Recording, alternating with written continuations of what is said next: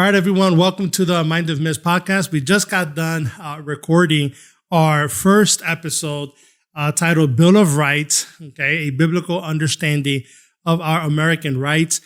We talked about, how we got our Bill of Rights, what was going on in the world at the time.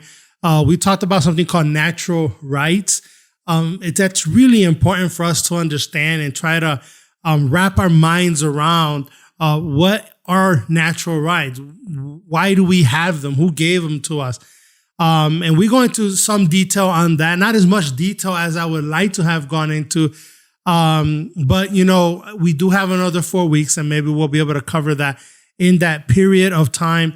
We also went over the first two amendments towards the end. We did that, but we are going to continue doing that in the following weeks and discussing those a little bit more in depth. So if that's something that really does interest you to watch, go ahead and stick around for the next hour or so.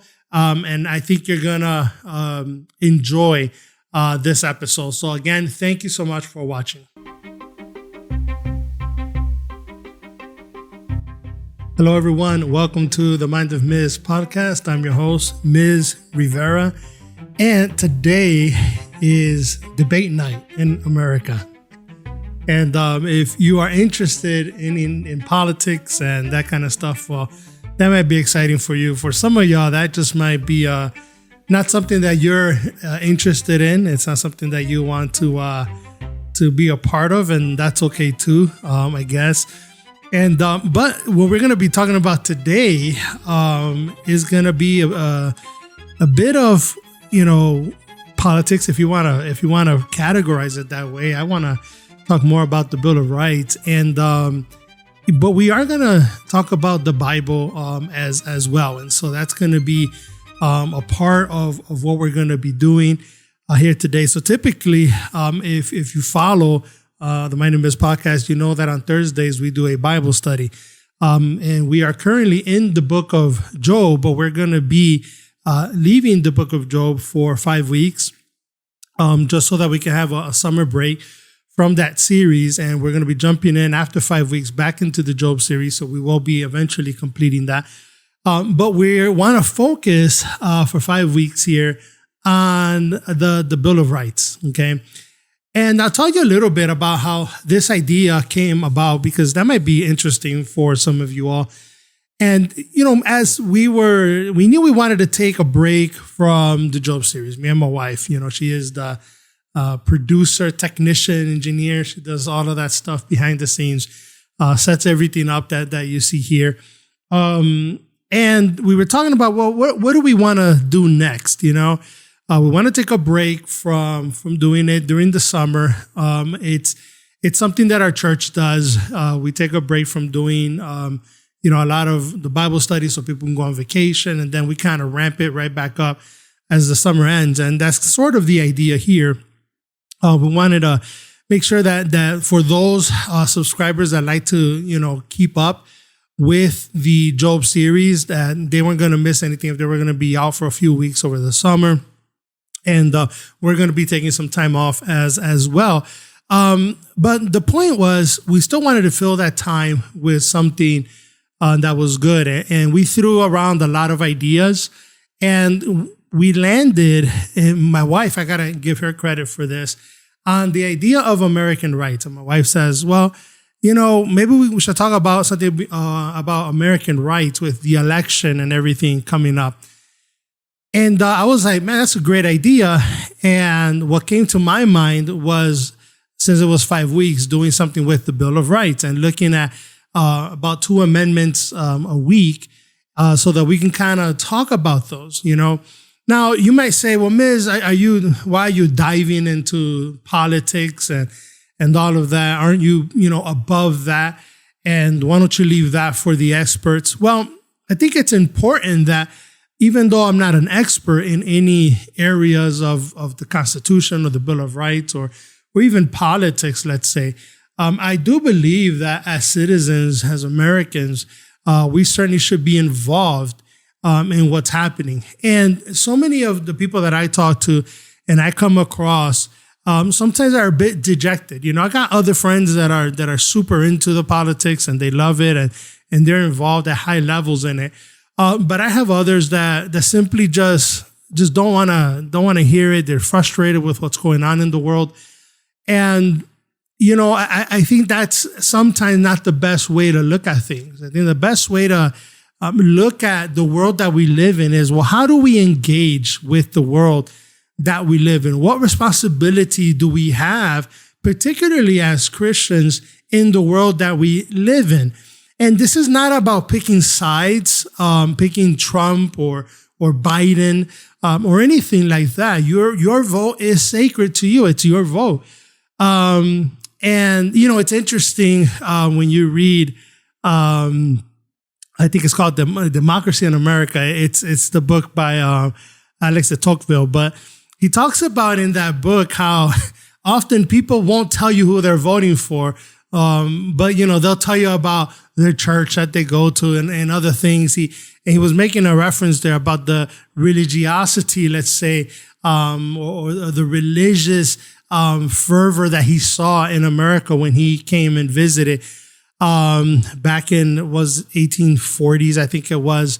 The idea and the reason that I'm bringing that up is because what we don't want to do as believers is kind of cower into a corner and say, well, whatever happens, happens, and let that be the case, and I'm done with it. Because what we have with the Bill of Rights, what we have with this amazing country is so different than anything else that has happened in the history of mankind. As far as we can tell, no empire, no country, no nation, no kingdom has ever had the kind of success and freedom and liberty that this country has had. And the Bill of Rights, it's important to that. The biggest thing that we can probably try to do today, at least, is try to start with a biblical idea of how we should view government, okay? And then we can maybe go from there. And what I want to share with you is just my heart, just let you know that I don't have all the answers. I don't know everything about every single detail. I'm learning as you are learning through this process. What I'm trying to do is start an appropriate conversation among believers and among those that maybe aren't believers and aren't Christians, but are looking at this country and are saying, are we going in the right direction? Is this country headed in the right direction? Is this what we want to do?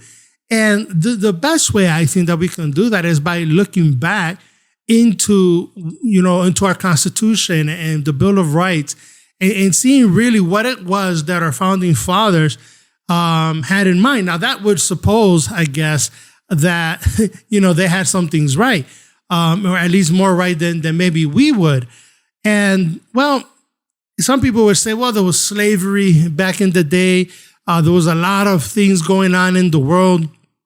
And, well, sure, we can certainly talk about those things. And, we may even have an opportunity to dive into those subjects a bit in the next 5 weeks.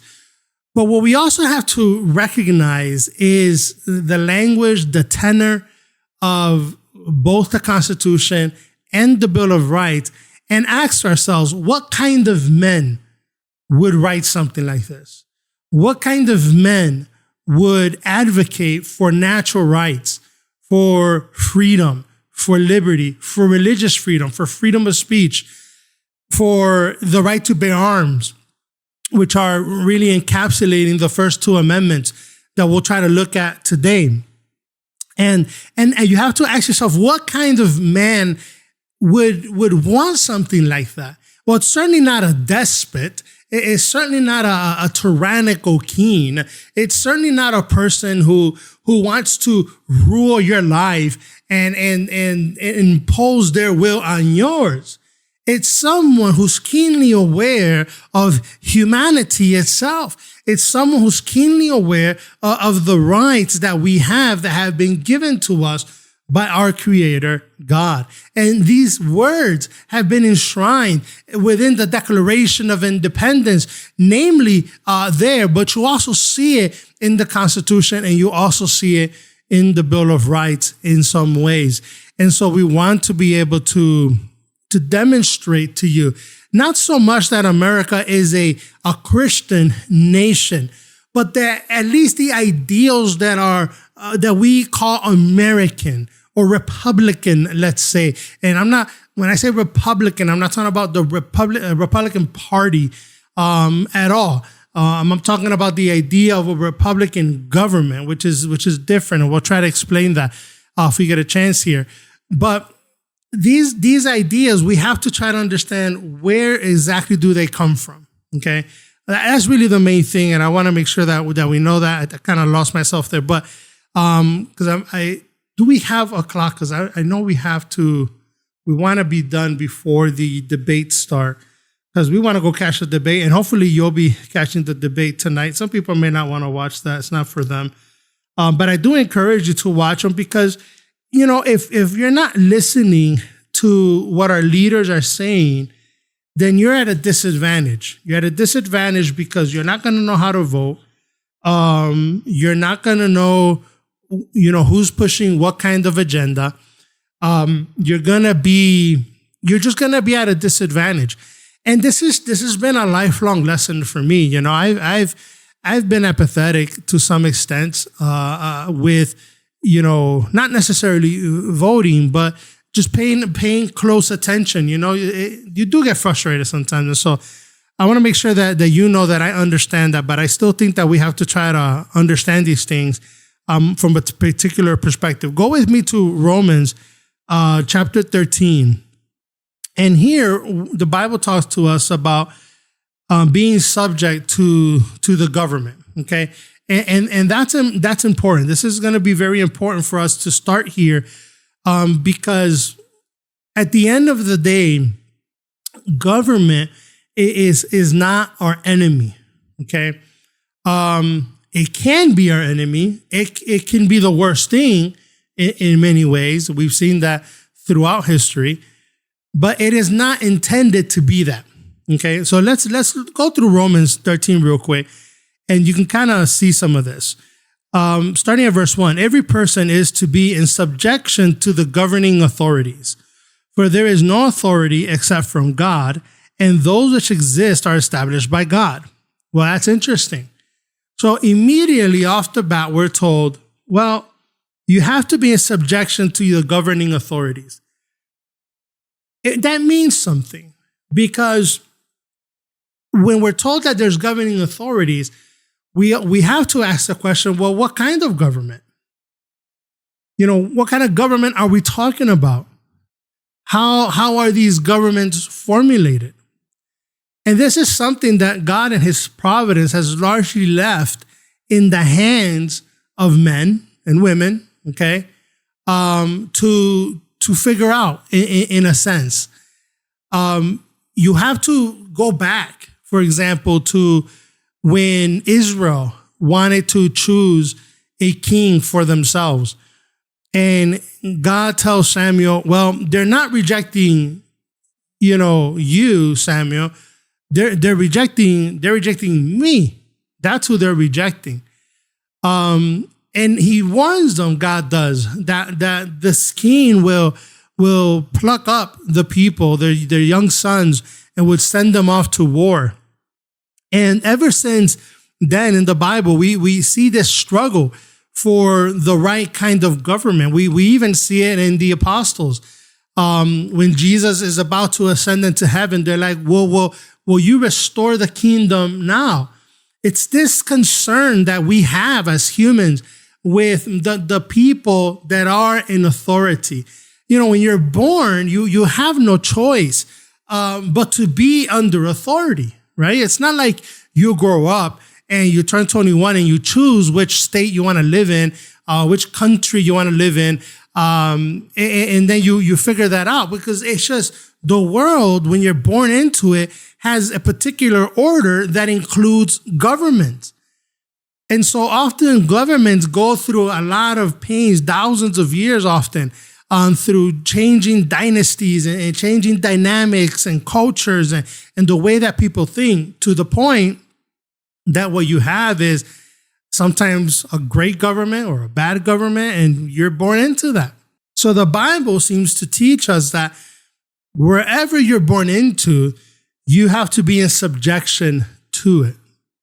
And that raises a question, I think, for Americans, at least in my mind as an American. And maybe you've thought about this, but maybe you haven't, and this might be useful to you.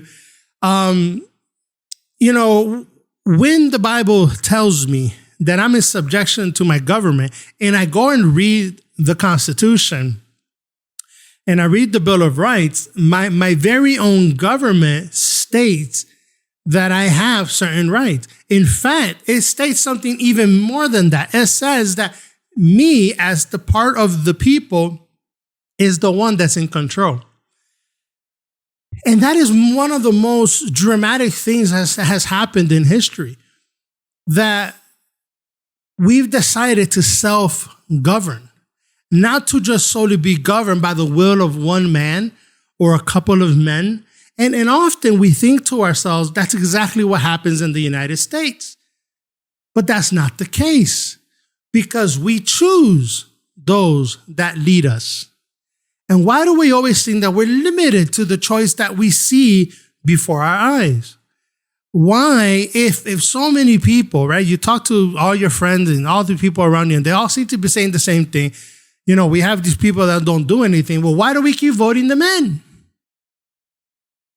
And so what this teaches us, I think, by just looking at what Bible is saying and then just kind of extrapolating that down to its conclusion, is that if I'm under a government that allows me to change it when I don't like what's going on with my vote and with my speech and with my ability to practice my religion, well, then maybe I need to be involved in such government. So that's something that we can look into deeper. We won't here because of our time, but let's look at verse 2 here real quick, so you can get this idea. It says, therefore, whoever resists authority has opposed the ordinance of God, and they who have opposed will receive condemnation upon themselves. The Bible here is teaching us that we must, as Christians, want to live under a government, under a world, in a system, let's say, of law and order, where there are rules, where there are laws that have to be followed. Why? It gives us an answer to this. Look at verse 3. It says, for rulers are not a cause of fear for good behavior, but for evil. So it's saying if you're good, you shouldn't ever fear the authority, the government, because you do right. But what happens when you live in a country when you say the right thing and you're pilloried for it by the government? And isn't that the kind of world that we seem to be living in America today? A world where if you don't follow the so-called political correctness of the day, you are canceled, you are sued, you can lose your job, you are almost excommunicated from society. Well, that's contrary to the word of God. That tells you something about the kind of government that you're under. But what it should do, let's continue reading here. It says, do you want to have no fear of authority? Do what is good, and you will have praise from the same. For it is a minister of God to you for good. Now, I do believe that even in the worst kinds of government, and worst kinds of government often come to a very violent end often. A lot of death occurs. You see the Soviet Union or Hitler's Germany. Okay, these places have suffered immensely under despots, under tyrannical leadership. But there is something about government that in its core is still good for humanity. In other words, it's not anarchy. It's not a free-for-all where everybody could do whatever it is they want to do. And we seem, for whatever reason, often to think that that's what we want. We want freedom from restraint, freedom from everything. And we don't want to be free to do certain things. We just want to be free from anything. I want to be able to do whatever I want, do it with whomever I want, take whatever I want to take, and so on and so forth. And I think that's a serious problem. And so we see here that government is a minister of God to you for good. But if you do what is evil, it says, be afraid, for it does not bear the sword for nothing, for it is a minister of God, an avenger who brings wrath on the one who practices evil. So what do we learn from this? Okay, we can continue, but I'm gonna stop here. But what do we learn from this? Well, we learned that evil is a real thing. The world can essentially be divided into what the Bible would call those that are righteous and those that are wicked. And so no matter how long we live in this world, we're never going to get to a place where we can get rid of wickedness. It's always going to be part of this world that we live in. And because we live in this world, James Madison has a quote, and I'm just going to paraphrase it here, but he says something like, if men were angels, we wouldn't need government. But because we're not angels, then we need some sort of government. Now, let's talk a little bit about the Bill of Rights here, because that's what you've came here for. And I want to share a little bit with you. First of all, here's the question that we might want to ask ourselves, okay? Why do we even have a Bill of Rights? Well, a Republican government, okay, and I'm going to give you a kind of an easy definition for this, is a type of government that is both federal and national in nature. Meaning that, well, let me just continue. It's federal and national in nature, and it promotes what we would call self-governance. It is a system of government that places all of the authority on its people. And its people, whether directly or indirectly, will choose those representatives for a certain period of time, and while those people are behaving well, okay? That's a very good way of putting it. That's how James Madison would have said it, okay, and indeed did in one of the Federalist Papers. Well, why? Why do we need, these representatives to form a kind of government? Well, there's an idea that comes out from this time in the world where the revolution had just happened, and even obviously before, where social compacts were starting to happen. And men believed in what was called natural rights. Just the natural rights that you're born with. And you can break that down into something like life, liberty. John Locke would have said property, where Thomas Jefferson said in the pursuit of happiness. And you've heard this, life, liberty, and the pursuit of happiness. And it's a natural God-given, okay, given to us by our Creator so that we can live as men should live. So this idea of natural rights is important for us to keep in mind as as we're talking about the Bill of Rights. Because the Bill of Rights are trying to cover essentially not just natural rights, but also the rights that organically arise from a group of people that have made a social compact. Okay.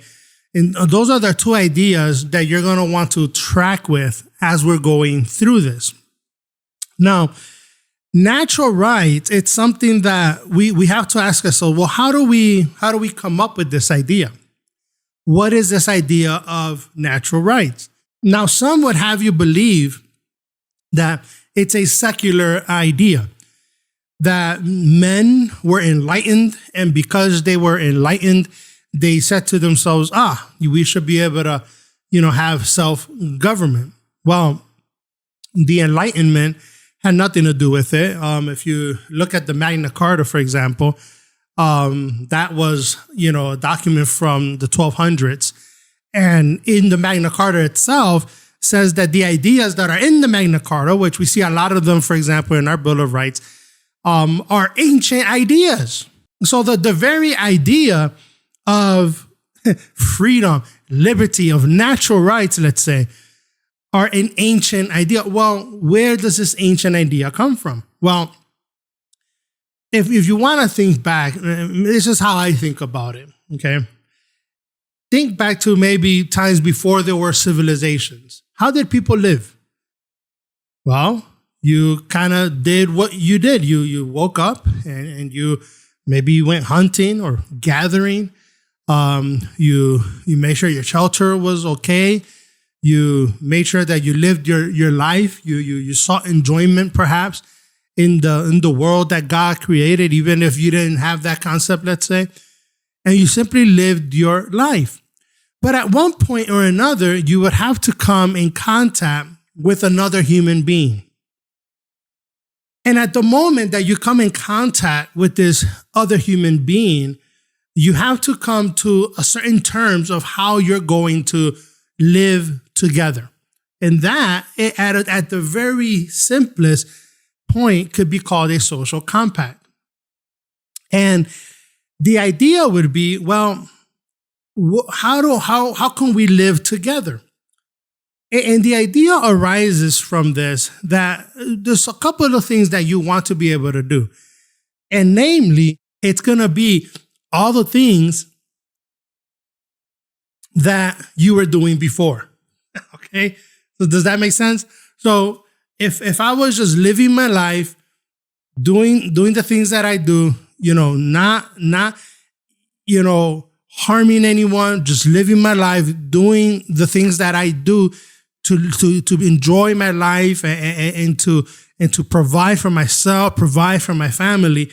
Well, if I'm going to come into a social compact with you, then I promise that I'm not going to interfere in your natural rights to do that, and you won't interfere in mine. That's simple. That's natural. Is it not? Now, that's not always how it happens. It could be that one tribe meets another tribe and they don't want to do that, right? And they go to war and they fight. Well, when there is no commonality, what happens is everything starts to fall apart.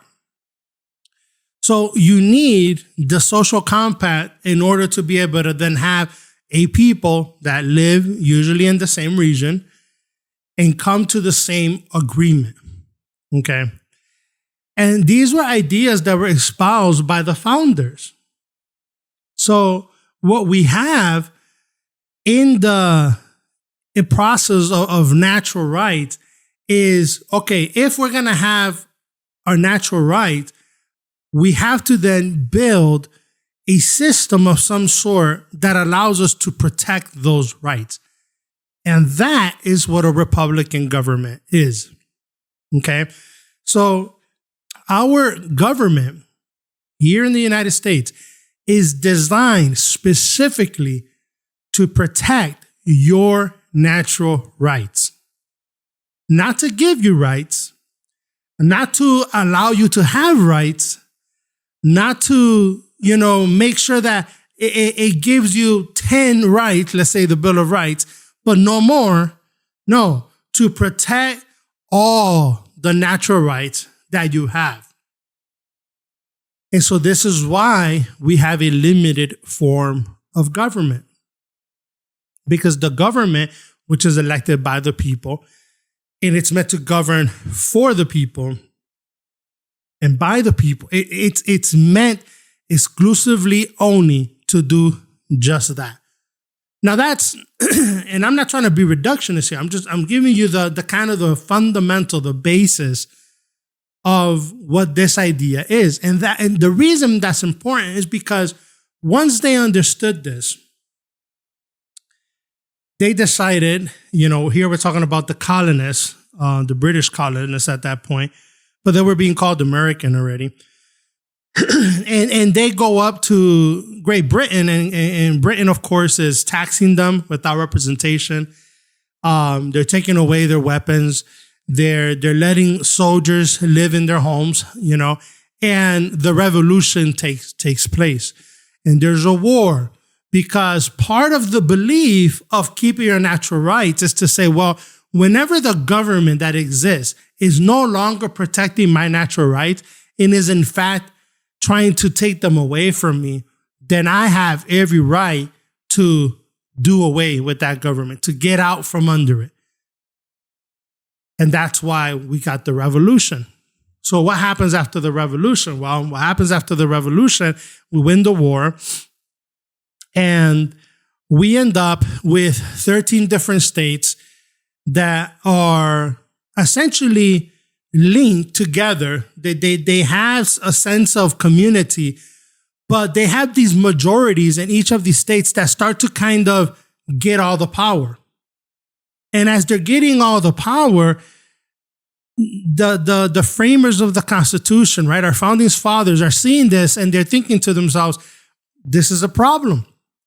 Why? Well, why was it a problem? Because they went from having a monarch, a king, who wanted to impose his will, to now having a majority that wanted to impose their will. And so you have what Madison would call the tyranny of the majority. And this leaves that minority in a bad situation.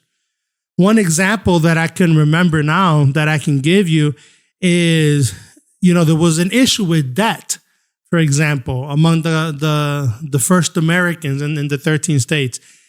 And, there were more people that owed money than there were creditors, much like it is today, right? Although there seems to be a lender in every corner nowadays. But the idea started to kind of float around in these people's heads that, well, it's hard to pay this money back. And, of course, when you have, when you lend money and you have a certain right to the property of a person until they pay you back, a lien on the home, something like that. Okay, so I'm just giving you kind of a aerial view here of this. And you have this majority who says, well, elect me into office, and all these people start getting elected into the legislature, and start making rules that we would call today simply self-interest rules, special interests, where they say, well, I'm just going to do what I'm going to do that's good for me. And the minority, in this example, the creditors, are left being violated. Why? Why are they being violated in their natural right? Well, because they have a natural right to whatever that's theirs, they can keep. So if they've owned your property because you still owe money on it, well, it's not right for you to take it away from them. They have a natural right as individuals. And so that's one example. And the founding fathers, the framers of the constitutions, are seeing this, and they're saying, well, what's the problem? And the way that Madison explains this is he says, well, we need a will that's stronger than our will. And normally in ancient times and up until, not too long ago, obviously, and we still see dictators today, the will of the people is then put upon the one man, one person. And Madison sees this and he says, well, we can't do that. We just got out of that system. That's not going to work. But what if we have a federal government, a system of laws that is limited in power, is designed to protect the natural rights, and it has a stronger will so that the individual states don't get lost in their tyranny of the majority. And one of the problems, that was happening with the tyranny of the majority, because a lot of people think majority is a good thing. And it is sometimes. It's useful. Sometimes unanimous votes can be useful sometimes as well.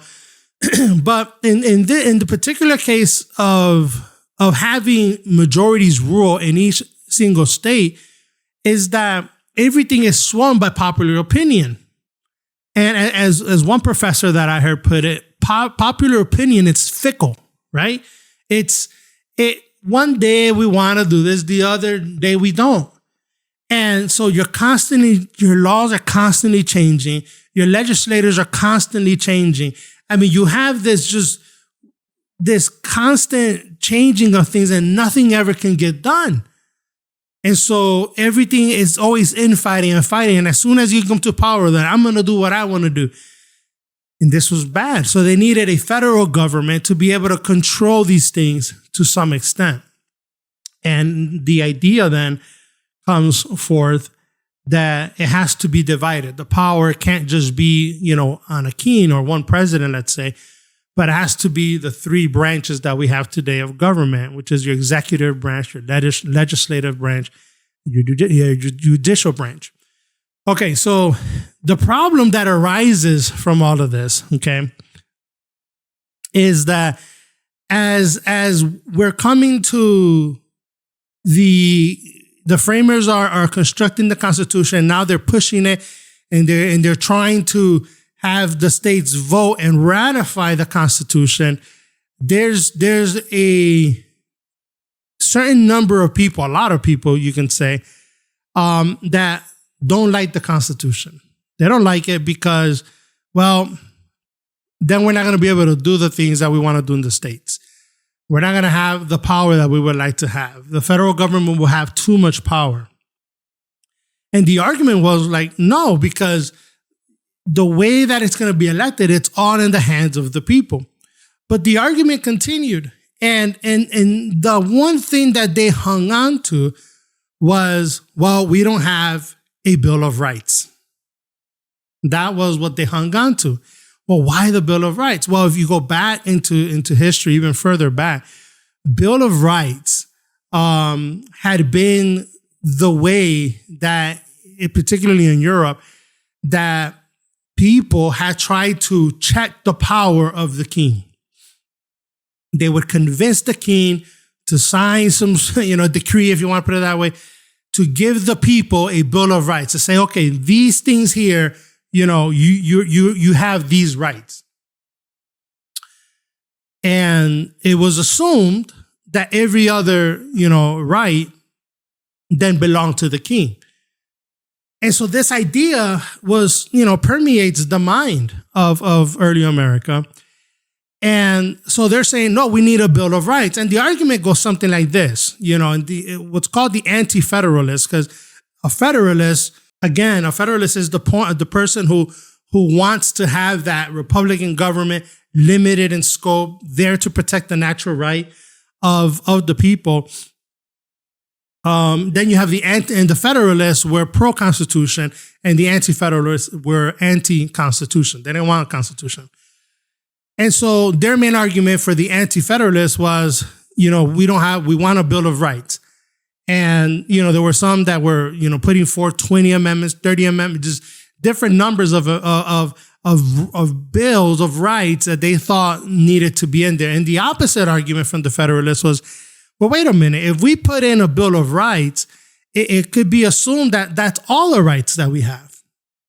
And you have to think about the mindset that the framers of the Constitution had, which was to put forth a document that protected all the natural rights and that left all the rights, essentially, except for those that were particularly described within the Constitution, in the hands of the people. Well, it got to a point where the idea started floating around that, well, maybe we just need to do another convention. And maybe we just need to come up with another constitution. And Madison, who was, in my eyes, a brilliant man, decided to say, well, we don't want to do that. We don't want to get rid of the Constitution and come up with something else. We've worked, I think it was 4 months that people worked on this Constitution and really were trying to figure it out, working very diligently on it. And he thinks to himself, well, even though he didn't want a Bill of Rights, and he had his reasons for it, as I've explained, he says, well, if we do it right, then we can do it. We can have both. And so what's funny is that the Bill of Rights is really a compromise. It's a compromise between those that only wanted the Constitution and believed that all rights were protected, so they didn't have to be enumerated because there's too many to enumerate. And those that said, no, we have to at least have some, in case the government gets too crazy, we can at least say, well, look, you said we have these. If you think about it to some extent, most people, when they think about their rights, they only think about the Bill of Rights. They think about the amendments to the Constitution. They think their rights are limited only to what the Constitution says and the amendments to the Constitution. But the reality is, our government is the one that's limited, not you or I. And I think if we start to think about these things in that way, then our the way that we look at how laws are passed in this country, for example, we have, I think, something like 50,000 laws in the books that have been passed by Congress, which is the way that laws are supposed to be passed in this country. But I want to say one statistic that I read had another 50,000 laws on top of that that come through either executive orders or through regulation through the different departments, like the Department of Education, Department of Justice, right? You got all these departments, and everybody has to have all these rules. And so what we get is what's called a bureaucracy, right? And the bureaucracy, it's kind of this hidden thing that nobody knows where they're at, where they work, who they are. Nobody voted them in, but they're out in some room dictating whether, this bottle here is the right shape and it's made out of the right material for me to consume water out of. Well, that's something I don't really need a bureaucrat to tell me whether that's good or not. I can probably figure that out on my own. I mean, the world did that for years, didn't it? And so what we have is a degrading of what our government is supposed to be, limited in scope. And again, I know to some of you might be saying, well, okay, well, now you sound a little bit like a Republican. Well, listen, I'm just trying to tell you what the framers of the Constitution, which is the government that we're under, said and how they viewed these things. Okay, so now that you understand a little bit about why we have the Bill of Rights or how they came to be, we have to ask ourselves, well, why are they important? Does it mean because it was a compromise between two, parties that couldn't agree necessarily, but finally did come into an agreement? And by the way, when the Constitution was signed in 1789, it was a big deal, man. People loved it. Okay. It really was a unifier for this country. And so, I'm not trying to disparage anyone on any side of this. There was a lot of, national spirit, if you want to put it that way, when it came to the Constitution and also to the Bill of Rights. The Bill of Rights were passed. And first, I think it was 9 of 13 states passed it at first, and then the other states passed it. But you have, I think it was 11 of 13 states that passed it. Sorry. 9 of 13 had to pass it in order for it to become law. But eventually all 13 states, accepted the Constitution, and then the Bill of Rights came into it. And so that's very important for us to understand, because these first 10, rights that we have are under attack in our country today. They really are. There's really no other way of putting it. So let me just read to you, okay? And here's the thing. I was talking to my wife about this earlier today. The Constitution is designed and written, and so are the amendments, in such a way that they're pretty simple to understand. It's not like reading the boilerplate, right, language on a contract. It's simple. It's straightforward. Listen to this. This is the First Amendment, okay? Congress shall make no law respecting an establishment of religion. That's pretty simple language, isn't it? Congress shall make no law respecting an establishment of religion, or prohibiting the free exercise thereof, or abridging the freedom of speech of the press, or the right of the people peaceably to assemble and to petition the government for a redress of grievances. The word redress there is to make right, to make something right, okay? To repair it, let's say. Well, I want to draw your attention to a couple of things in this amendment, okay? First of all, notice that it says the word free and freedom there. Congress shall make no law respecting an establishment of religion or prohibiting the free exercise thereof. Now, why is that important? Because the amendment immediately attaches itself to those natural rights that we were talking about. The freedom to practice your religion. Now, you might think to yourself, well, what kind of religions were existing at the time? And that's a really good question, because often, a lot of people think, well, was it just a bunch of Christians, right? Well, they didn't think about all the other religions. And certainly you can find, for example, in some of the states, in their constitutions, laws that would give you a test of religion, let's say. Typically, something like, do you affirm that the New Testament is the word of God, or something like that? And so these were interesting tests that were given to people that eventually became unconstitutional, because the framers and the founders saw themselves as a place where people could come and be free from the persecution that otherwise existed in other parts of the world. But so I want you to, the reason that I'm saying that is because I don't want you to think that they were just thinking about just Christians. No, I mean, for example, you had Protestants, people that were of the Protestant faith, and among the Protestants, you had plenty of denominations who viewed certain things differently. Then you had Catholics in this country that were represented in this country. You also had Jews that were represented at the time, obviously still are here in the United States.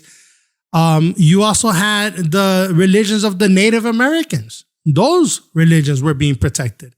You also had, for example, religions of the slaves that were here. Their religious rights were going to be protected as well. And when you look at, even within African religions, obviously many of them got converted over to Christianity.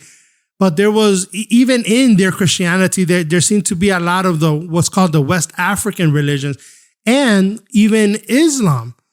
One statistics that I came across, at a certain period, I think it was between like 1720 and 1780, 30% of those that were coming in, that were being brought over from Africa as slaves, were Muslim.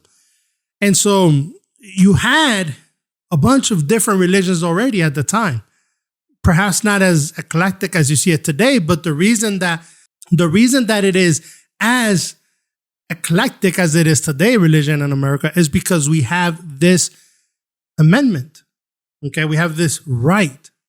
Now, we have to be careful here, because this is not a right that is given to us by our government. It's a right that our government ensures to protect. It doesn't give it to us. It's already ours, but they have to protect it. So when we had COVID, for example, and you had, I think it is Mayor de Blasio over in New York saying, we will close churches down indefinitely.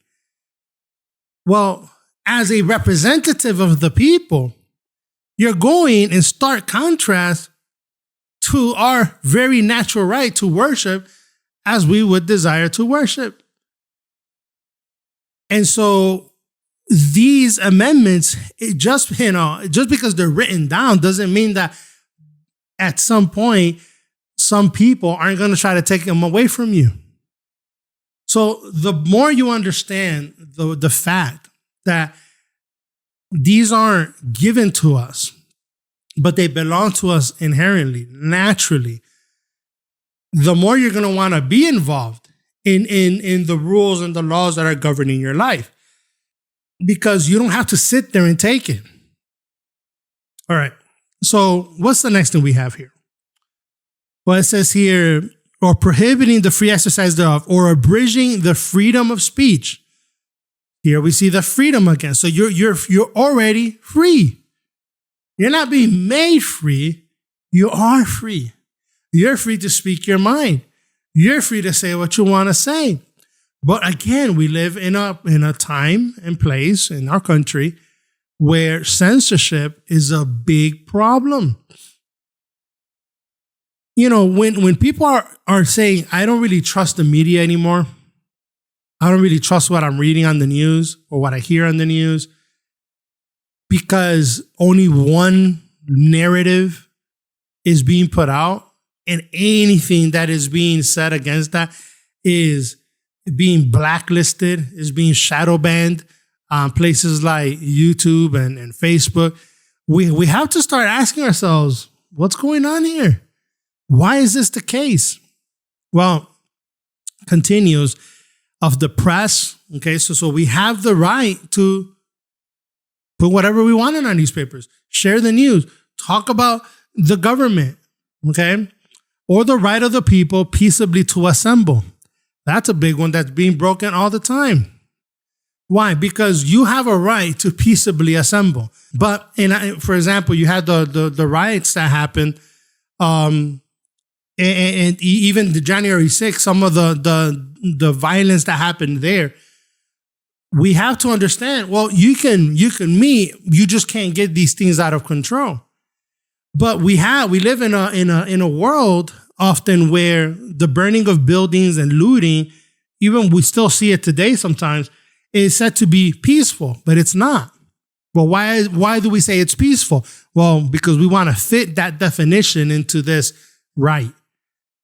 But again, if you're destroying someone else's property, you are going against their natural right of property, and even being able to protect that, because you can't protect it because you're the one that's going to get in trouble if you try to protect it. So there's a lot of issues there that we have to consider. And then the last part of this amendment here says, and to petition the government for a redress of grievances, to make things right. You know, sometimes our legislators, maybe they make the wrong choice. And we as the people, we have the right to petition the government and say, hey, we need to fix this. This is wrong. This is precisely the same system that led eventually to women being able to vote, let's say, or to slaves to be free. The rights that we have as we see the government, let's say, or we see in our leaders that are not allowing us to live as freely as we may, we have the right for a redress of these grievances. Well, I'm running out of time here. So what I want to do is, because today was, I was trying to cover more of the why we have this this Bill of Rights and how it came to be, and try to give you an understanding of this. And me, myself, trying to talk through it in the best way that I can so that I can communicate that with you.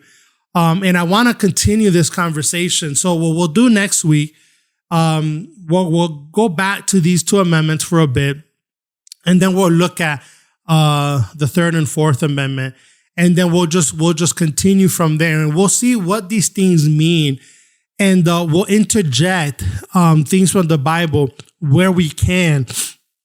Because again, I'm not trying to. I gotta be careful, because there's groups of people out there that think that this is supposed to be like Jesus' nation, right? And I have a problem with that. I have a problem with that because, the Bible describes to me that we that belong to God, we that are the elect, we're the nation of God, okay? And we're a holy nation, holy priesthood unto the Lord. And so we don't look for the government to solve our problems. We don't look to try to, have every single person that's in government to be a Bible believing kind of person. It's an impossible task. And it's not even a task that I think should be wanted by any Christian, to be honest with you, because are we really saying that Christians can't mess up? Are we saying that Christians cannot at some point sin? Oh, well, of course we sin. All of us sin. But if we can look at the Bill of Rights and the Constitution and look at the laws in this country, how they were first developed, and see the biblical aspect of them, that's different, okay?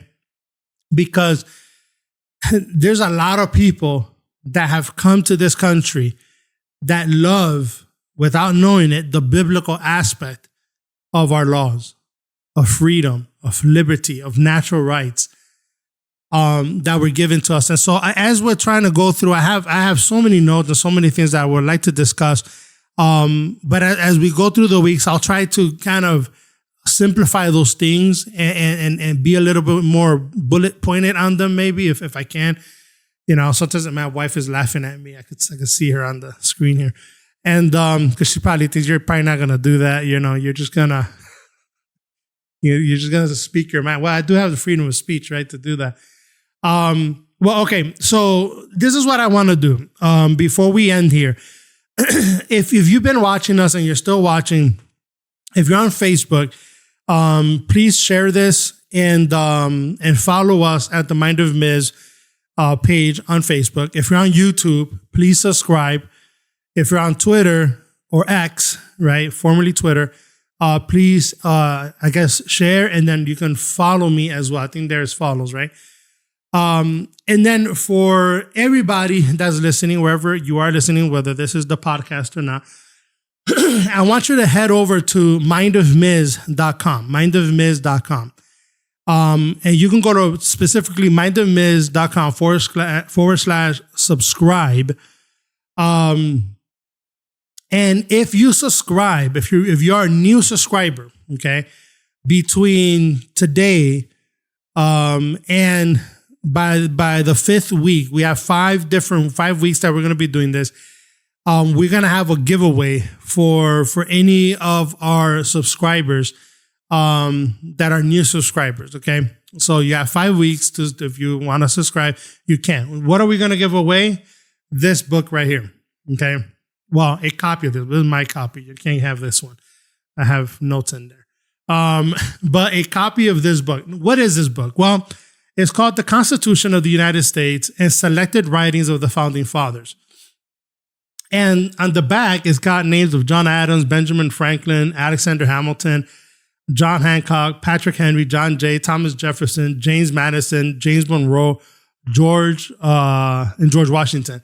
And it's got the Federalist Papers are in here. It's got so much good material.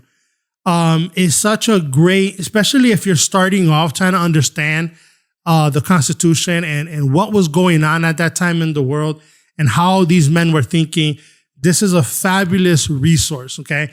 And if you subscribe, you're gonna be in the pool of people that'll be selected for this. And so I might do up to 3 different people, okay, of these. So we'll do that. We'll do 3. We'll give away 3 of these books, okay? But you have to be a subscriber over at mindofmiz.com. And so 3 lucky people will get one. And if you don't get one through us for free, then I would just suggest go buy it on Amazon or something. It's a great book. It's a great resource to have. Okay. So that's that. If you guys want to do that, you're more than welcome to do that. It would really help us, to do that. And the subscription is basically just your email. And once we get your email, we'll be able to get your, contact info. And if you're chosen, then obviously we'll just mail that out to you. All right. So I think that's all we have for today. I'm checking in with my producer back there. Are we good? All right. We're good. Guys, if you feel, I feel like I was all over the place a little bit today. My wife is saying I'm okay. So, what I really wanted to do was give you a rough idea of how important this is. If I could get you at the end of all this to just think to yourself, wow, I want to be a lot more involved in what's going on politically around me, because I have the right to do that. And I certainly don't want to lose that right. And to be able to speak your mind, and even, not just be a person that necessarily votes one way or the other, but that you say, well, wait a minute, maybe we could have better candidates. Maybe we can have a better type of person that believes these things that are in our Constitution, and believes that our government should uphold these rights, not just, be something akin to some sort of nobility or anything like that, where people can get away with whatever it is they want to get away with. I mean, our country our leaders are wrought with so much legal issues and on both sides, I'm not pointing fingers here. I mean, that's not what we're here to do. But on both sides of the aisle, like they like to say, we have people that are doing things that they shouldn't be doing. And one of the things that Madison said, he was like, and the representatives that are chosen by the people are chosen for a particular time. And while they have good behavior, that's what he says, while they're behaving well. And we need to start demanding that our leaders behave well. And I think as Christians, we can certainly say that we have a command of God to be obedient in that sense, because we, the people, have the power. And so that's a significant difference. Okay. Well, I do appreciate you guys. We're going to leave it here. Go enjoy the debate. I know I am. We love you guys. For our subscribers that are in our Google Meets, thank you so much. We'll hang around for a bit just to say hello after we're off the stream here for a little Q&A. If you ever want to be a part of that, make sure to go to mindofmiz.com and subscribe to our podcast. Other than that, for everyone else, thank you so much for watching. This is the Mind of Miz Podcast.